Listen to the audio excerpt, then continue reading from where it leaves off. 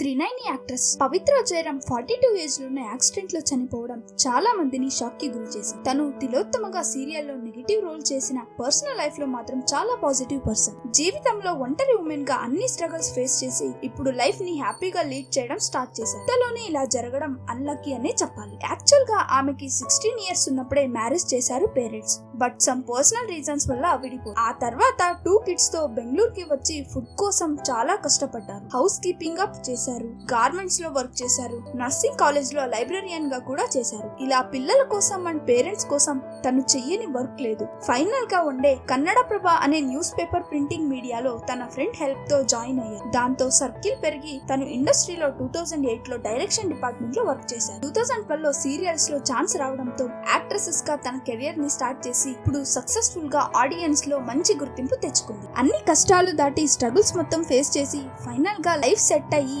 హ్యాపీగా 23 years son and 20 years daughter తో life lead చేస్తున్న టైంలో ఇలా జరగడం నిజంగా బాధ అనిపిస్తుంది. Pavitra Jayaram madam, may your soul rest in piece.